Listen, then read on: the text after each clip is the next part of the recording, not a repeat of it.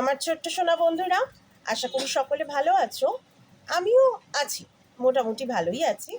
আর ওপারে আমার যারা বন্ধুরা আছেন, বড় বন্ধুরা, বয়োজ্যেষ্ঠ ব্যক্তিরা, সকলকে আমার সশ্রদ্ধ প্রণাম। আর ছোট বন্ধুদের অনেক ভালোবাসা। আমার ফেসবুক পেজটি গৌরী দত্ত।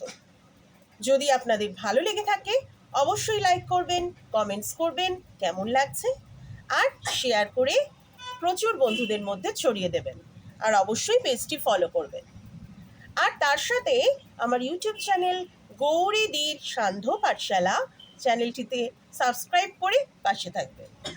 তাহলে ছোট বন্ধুরা, আজকে আমি শুরু করছি ক্লাস 5-এর একটি গল্প। এটি অবশ্য একটি বেসরকারি স্কুলের বই। সেই বইয়ের একটি গল্প, পাশ ফেল, মানিক বন্দ্যোপাধ্যায়ের লেখা। তো ছোট বন্ধুরা, তোমাদের আজকে গল্পটা ভালো করে বলি আর অর্থ আলোচনা করে দিই। গল্পটা একটু বড়, তাই আমাকে একটু বোধহয় ভাগ করে নিতে হবে পার্টে। তারপর প্রশ্ন উত্তর, অনুশীলনীর সমস্ত আলোচনা।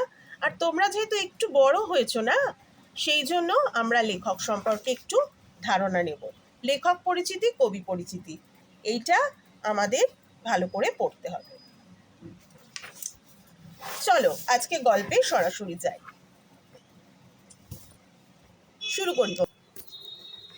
দেখো, নিখিলের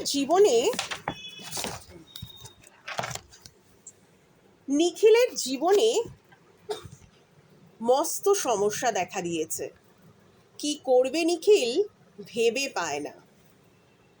আর রাগে, দুঃখে, অভিমানে, হতাশায় তার দু চোখে জল এসে পড়ে। পরীক্ষা কাছে এগিয়ে আসছে, এখন থেকে মন দিয়ে পড়াশোনা করা দরকার। কিন্তু এরকম মানসিক অবস্থায় কে পড়াশোনায় মন দিতে পারে? পরীক্ষায় হয়তো এবার আর দেওয়া হবে না। 3 দিনের মধ্যে পরীক্ষার ফিস দাখিল করতে হবে। কোথায় পাবে সে ফিয়ের টাকা? ছোট বন্ধুরা, তোমাদের মতোই একটা ছোট ছেলে, তার গল্প আমরা পড়ব। তার নাম ছিল কি? তার নাম ছিল নিখিল। তার একটা মস্ত সমস্যা দেখা দিয়েছে। কি সেই সমস্যা? যে সে পরীক্ষা দেবে, পরীক্ষার আগে একটা ফিস জমা করতে হয় স্কুলে, তবেই পরীক্ষায় বসা যায়। সেই পরীক্ষার ফিস দেওয়ার অর্থ মানে টাকা তার কাছে ছিল না। এবার সে রাগে, মানে খুব রাগও হচ্ছে যে কেন নেই, খুব দুঃখ হচ্ছে, অভিমান হচ্ছে, কেউ নেই তার যে তার হয়ে ফিসটা জমা দিয়ে দেবে। এই রকম তার চোখে জল এসে পড়ছে। যে সময় সব ছেলে মেয়ে মন দিয়ে পড়াশোনা করছে, পরীক্ষার আগে মন দিয়ে পড়াশোনা করার দরকার, সেই সময় তার মানসিক অবস্থা কি হতে পারে? তার টাকা নেই যে ফিস দেবে, ফিস দিয়ে পরীক্ষায় বসতে পারবে কিনা। তার মানে বাচ্চা ছেলেটির, নিখিলের, এতটাই মন খারাপ যে সে পরীক্ষায় বসতে পারবে কিনা সেটাই ঠিক নেই। কেন কি? তার ফিস নেই। মানে যে ফিস দিয়ে তাকে স্কুলে পরীক্ষায় বসতে হবে, নয়তো পরীক্ষায় বসতে দেওয়া হবে না, সেই ফিস সে দিতে পারছে না। তাহলে কি করে সে পড়াশোনায় মন দেবে? আবার 3 দিন সময় আছে হাতে, সেই 3 দিনের মধ্যে ফিস দাখিল করতে হবে। ছোট বন্ধুরা, এর আগেও আমি তোমাদের বলেছি যে ভেতর থেকে অসংখ্য ছোট ছোট প্রশ্ন আসে। হ্যাঁ, যে কদিনের মধ্যে ফিস দাখিল করতে হবে? 3 দিনের মধ্যে। কিসের জন্য রাগে, দুঃখে, অভিমানে, হতাশায় তার চোখে জল এলো? অনেক প্রশ্ন আসতে পারে। ঠিক আছে, সেগুলো আমি পরে আলোচনা করে দেবো। আগে আমি গল্পটা পড়ে তোমাদের অর্থটা বুঝি। পরে দেখো, দূর সম্পর্কের এক আত্মীয়ের বাড়িতে কোনো রকমে ঘাড় গুজে থেকে আরও কয়েকজন আত্মীয় স্বজনের দয়ায় কোনো রকমে এতদিন সে পড়ার খরচটা চালিয়ে এসেছে। আত্মীয়টি ইচ্ছা করলেই পরীক্ষার জন্য দরকারি টাকাটা অবশ্যই দিতে পারে, কিন্তু তিনি স্পষ্ট বলে দিয়েছেন একসঙ্গে অত টাকা দেবার ক্ষমতা তার নেই। নিখিলকে যে সিঁড়ির ঘরটাতে থাকতে দেন আর দুবেলা খেতে দেন, তাই তিনি যথেষ্ট মনে করেন। অন্যান্য আত্মীয় স্বজনের কাছে নিখিল দরবার করেছে। তাদের প্রত্যেকেই নিজের অক্ষমতা জানিয়েছেন, আর সেই সঙ্গে মামা বলেছেন কাকার কাছে যেতে, কাকা বলেছেন পিসের কাছে যেতে। তার মানে অবস্থাটা দেখো, মানে বুঝতেই পারছি সহজেই যে নিখিল আমাদের অনাথ, মানে মা বাবা হারা একটি বাচ্চা ছেলে, যে স্কুলে পড়াশুনো করছে, তার ফিস দেওয়ার ক্ষমতা নেই, দূর সম্পর্কের একটা আত্মীয়ের বাড়িতে ঘাড় গুঁজে থাকে, তাদের দয়ায়, কয়েকজন আত্মীয় স্বজনের দয়ায় সে কোনো রকমে পড়াশোনার খরচটা চালিয়েছে। আত্মীয়টি ইচ্ছা করলেই কি করতে পারে, আত্মীয়টি ইচ্ছা করলে পরীক্ষার যে ফিস দরকারি টাকা সেটা সে দিয়ে দিতে পারে, কিন্তু সে স্পষ্ট বলে দিয়েছে যে তার অতটা টাকা দেওয়ার ক্ষমতা নেই। ইচ্ছা করেই বলেছে, আসল ফিস দেওয়ার ক্ষমতা তার আছে, কিন্তু সে যেহেতু দায় নিচ্ছে না, সেই জন্য আত্মীয় স্বজনরা মোটামুটি যা হয় সেরকমই, তার বিকল্প কিছু, ব্যতিক্রম কিছু নয়। তিনি যে কোথায় থাকতে দিয়েছেন আমরা জানতে পারলাম, সিঁড়ির ঘরে। সিঁড়ির ঘরে মানুষকে থাকতে দেয়? সিঁড়ির ঘরে তো আমরা কিছু স্টোর করি, স্টোর রুম হিসেবে, বা যেগুলো দেখবে যারা ফ্ল্যাট বাড়িতে থাকো, হ্যাঁ, ওপর দিকে একটা ছোট সিঁড়ির ঘর আছে, সে যেগুলো মানে আমাদের ওয়েস্টেজ যেগুলো হয় সেগুলো আমরা ফেলি। সেই সিঁড়ির ঘরটা কোনো রকমে গুপসি একটা জায়গা, সেখানে থাকতে দিয়েছে। আর 4 বেলার মধ্যে 2 বেলা খেতে দেন, মানে দুপুরের খাবার আর রাত্রের খাবার, এই দুটো দেন, এবং সেটাই কিন্তু তিনি যথেষ্ট বলে মনে করেন।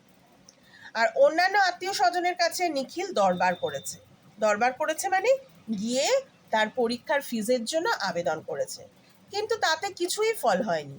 সবাই আমরা পারবো না গো, আমরা পারবো না, আমাদের অক্ষমতা, মানে দিতে পারবো না, সমস্যা আছে, এত টাকা দিতে পারবো না, এই সমস্ত বলেছেন। শুধু তাই নয়, মামা বলেছেন কাকার কাছে যেতে, কাকা বলেছেন পিসের কাছে যেতে। মানে মামার কাছে গিয়ে যখন আবেদন করেছে যে মামা আমার পরীক্ষা দেবো, তার ফিসটা একটু দিয়ে দাও, তখন বলছে আমি কেন দেবো, তোমার কাকা আছে, কাকা বেঁচে আছে, কাকার কাছে যাও। কাকা আবার পিসে মশাইকে রেখে দিয়েছে, তার কাছে যাও। মানে সবাই নিজের দায়ভার কাঁধ থেকে ছেড়ে ফেলতে চাইছে। এরপরের অংশ চলো। নিখিলের ভাগ্যটাই খারাপ। তার যে কজন দুঃসম্পর্কের আত্মীয় আছেন, দুর্ভাগ্যক্রমে তাদের প্রত্যেকের মনে একসঙ্গে এই ধারণার উদয় হয়েছে যে নিখিলের পরীক্ষার খরচ জোগানোর দায়িত্বটা অন্যজন নেবেন না কেন। টাকা না নিয়েও যাতে পরীক্ষা দিতে পারে সেজন্য নিখিল চেষ্টা করেছিল, তারপর কোনো ফল হয়। তার মানে দেখো, নিখিল এবার এত আত্মীয় স্বজন, তার মধ্যে কোনো একজন নেই যে আর কি নিখিলকে আপন করে নিচ্ছে, যে এই ছেলেটি মা বাবা হারা অনাথ ছেলে, কিন্তু পড়াশোনায় আগ্রহী, পড়াশোনার উপর খুব দখল আছে, এর ফিজের জন্য পরীক্ষা দিতে পারছে না, আমরা পরীক্ষার ফিজটা দিয়ে দিই, সেই সমস্ত কোনো ব্যাপার তো নেই। একজন ভাবছে অন্যজন দিচ্ছেন না কেন, অপরজন ভাবছে আর একজন দিচ্ছে না কেন, আমি কেন দেব, কেন অন্য কেউ দেবে না, সবাই যার যার মতো ঠেলাঠেলি করছে। তখন নিখিলের প্রচণ্ড দুঃখ হয়েছে, রাগ, অভিমান, দুঃখ যাই বলো না কেন, তার মনে হয়েছে তার ভাগ্যটাই খারাপ। এইবার টাকা স্কুলের কাছেও আবেদন নিশ্চয়ই করেছিল, এটা প্রত্যক্ষভাবে না থাকলেও পরোক্ষভাবে বুঝতে পাই যে টাকা না দিয়েও যাতে আমরা পরীক্ষা দিতে পারি, সেই জন্য নিখিল চেষ্টা করেছিল, কিন্তু তারও কোনো ফল হয়। এখন উপায়, আর 3টে দিন মাত্র সময় হাতে আছে, তারপর টাকা জোগাড় করতে না পারলেও কিছু লাভ হবে না। কত দুঃখ, কষ্ট, লাঞ্ছনা, গঞ্জনা সহ্য করে, প্রাণ চেষ্টায় কত শত কষ্ট অতিক্রম করে এতদিন সে পড়া চালিয়ে এসেছে, এখন তীরে এসে তরি ডুবল। মানে দেখো ছোট বন্ধুরা, কত যারা তোমরা বাবা মা খুব আদর যত্নে তোমাদের মানুষ করছেন, তোমাদের টাকা পয়সার দিক, অর্থনৈতিক দিক বলো, সামাজিক সুখ স্বাচ্ছন্দ্য সমস্ত দেখাশোনা করছেন, তারা বুঝতেই পারবে না যে একটা শিশু বা একটা বালক, একটা কিশোর যে খুব পড়াশোনা করতে যার ইচ্ছা, অথচ তার মাথার ওপর তার ছাদ নেই, মা বাবা নেই, তাকে পড়ার খরচ চালানোর কেউ নেই, তার যে কি অবস্থা, তার যে পড়ার এত আগ্রহী ইচ্ছা, আর আত্মীয় স্বজনরা নামেই আছে, বাবা, মামা, কাকা, পিসে সবাই নামেই আছে, কিন্তু কেউই তার পাশে এসে দাঁড়াচ্ছে না। এমন অবস্থায় অনেক লাঞ্ছনা গঞ্জনা প্রাণপণ করে মুখ বন্ধ করে সে শেষ চেষ্টা করে এতদিন পড়া চালিয়ে এসেছে। কে? নিখিল। কিন্তু এখন কি হবে? এটা একটা প্রবাদ প্রবচন বাংলায়, তীরে এসে তরি ডোবা। এই কথাটার অর্থ কি? এইটা কেন বলা হয়েছে? এটা একটা প্রশ্ন আসতে পারে। তীরে এসে তরি ডোবা মানে নদী, দেখো, তীরে এসে তরি ডোবা মানে নদীর তীর বা সমুদ্রের তীরে নৌকা বা জাহাজ পৌঁছে গেছে, কিন্তু কোনো একটা বিপর্যয়ের কারণে, কোনো একটা বিপদের কারণে তরি বা নৌকা ডুবে গেল। এটা হচ্ছে তীরে এসে তরি ডোবা। তার মানে প্রবাদ প্রবচনটার আসল অর্থ হচ্ছে, এটা তো আক্ষরিক অর্থ বললাম, আসল অর্থ হচ্ছে তরি মানে আমাদের জীবনের তরি, নৌকা। কোনো সমস্যার মধ্যে আমরা পড়েছি, সেটা আমরা অনেকটা সমাধান করে ফেলেছি, করতে করতে এসে একদম শেষ জায়গায় চলে এসেছি, পৌঁছে গেছি, যেখানে আরেকটু শেষ একদম বাউন্ডারি লাইনে চলে এসেছি, যেটা অতিক্রম করলেই আমাদের সমস্যাটা সমাধান হয়ে যাবে। ঠিক সেইখানে এসে আমাদের সমস্যাটা সমাধান হলো না, কোনো কারণে ডুবে গেল। তার মানে তীরে এসে তরিটা তোমার ডুবে গেল, সমস্যা শেষ অবধি চলে এসেছে, মানে সমাধানের শেষ পর্যায়ে চলে এসেছে, কিন্তু তবু আমাদের সমাধান হলো না। হ্যাঁ, তীরে এসে তরি ডুবল। কেবল একজনের কাছে চেষ্টা বাকি আছে, তিনি হচ্ছেন সতীশবাবু।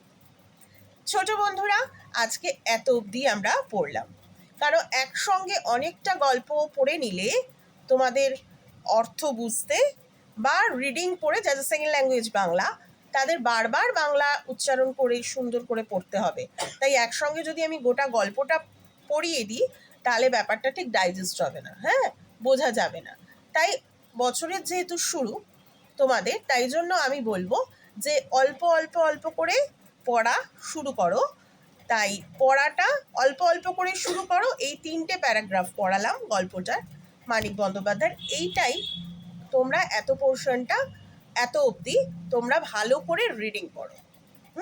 ভালো করে রিডিং পড়ো, আর প্রত্যেকটা লাইনের তলায় পেন্সিল দিয়ে দাগ দাও, প্রত্যেকটা লাইন আঙুল দিয়ে পড়ো, বানান দেখো, উচ্চারণ স্পষ্ট করো, আর গল্পটা বলার চেষ্টা করো যে কি হলো, কেন এরকম হচ্ছে।